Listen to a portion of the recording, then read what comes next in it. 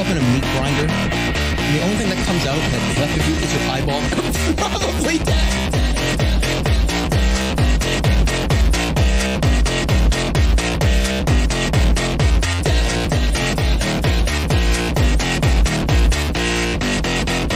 You still got like this part of your finger left.